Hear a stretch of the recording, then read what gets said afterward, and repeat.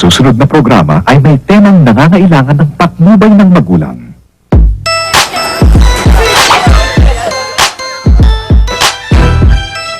Alam mo, ang laking aabuti ng pag-renovate niya sa Damong Ligaw na bar na yan. Narinig ba sinasabi ko, 50 mil aabutin yung pag-renovate ng Damong Ligaw bar? Grabe. Ha? Eto, mag-juice ka muna. GM naman! Oh. Daliri mo, sinasuso mo sa loob eh! Sorry. May natetense ako kasi tuwing naririnig ko kung magkano aabutin para maayos natin yung damong ligaw na yan eh. Dapat lang matense ka. Dahil magkasosyo tayo ron, ako ang kasosyo mo ron. Sosyo ko ha? Oo! Ano gagawin ko? Ako sa management doon. Okay. Si Miguel naman, siya ang bahala sa operations ng staff. Ito naman, Oh. siyempre, talent. Dahil meron sa agency. Oh, ako. Ikaw, Oh, maintenance. Maintenance. Okay? Thank you. Siguro ang makagawa dahil kung kailan taon pa naman ang tao, lalo nyo din. Kagusto ko ba ito? Bakit? Kinakaya mo ba yung trabaho mong ikaw maglilinis ng lamesa ng mga customer? Ha? Oo! Nakakaya! Nakakaya. Tama na yan. Hindi natin yan. Nag-iisip ako ng magandang gimmick para sa bar. Kasi, sasama na ako doon sa bar. Karaoke, videoke. At napapansin ko na to si Miguel. Kaya na pa to tahimik at nag-iisip. Baka nag-iisip lang talaga yan. Miguel! Miguel! Inatake hata sa puso to ah! Ang mga ito ka... Atake sa kapal mo! Bakit ba? Atake si Miguel! Miguel!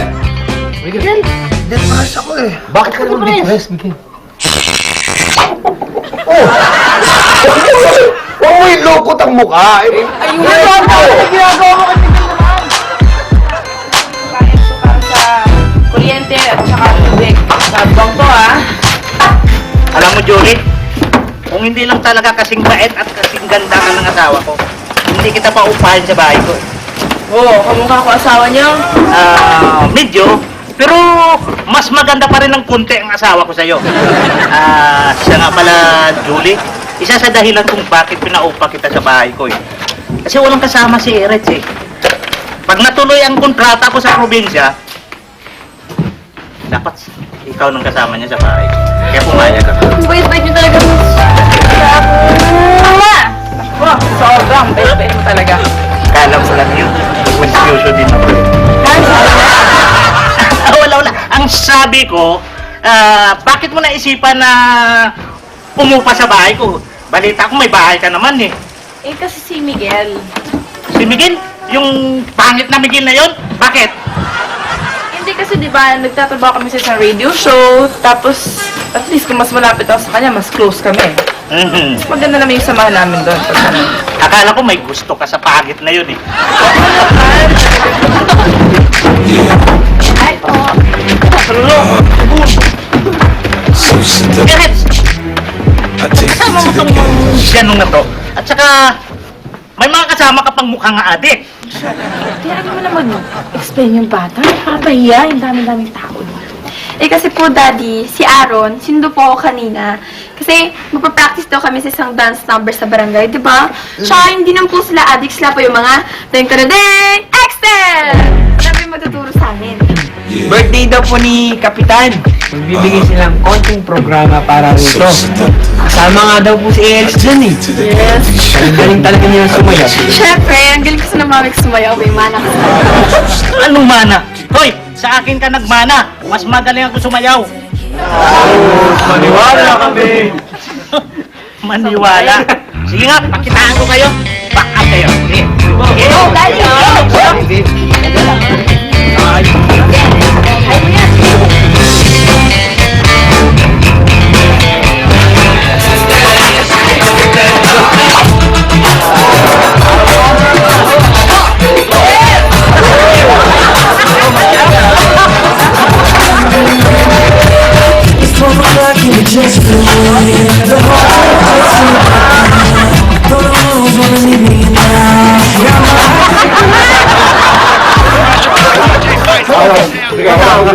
Dito tayo! Sige, dito na tayo. Dito tayo.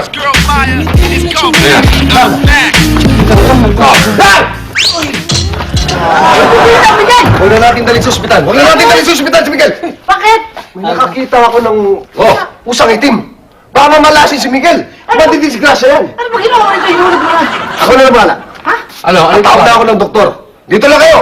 Tatawagan yung doktor kilala ko. Saan? Saan ka po? Baka naman magtatagal ka. Ang lapit lang, JR. Bulacan lang. Bulacan. Oo. Sige na. Harara!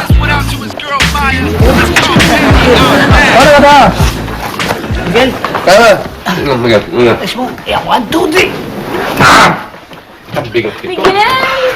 Oh my gosh! Miguel, nakasalubong ko si John. Balita. Balita ko lang.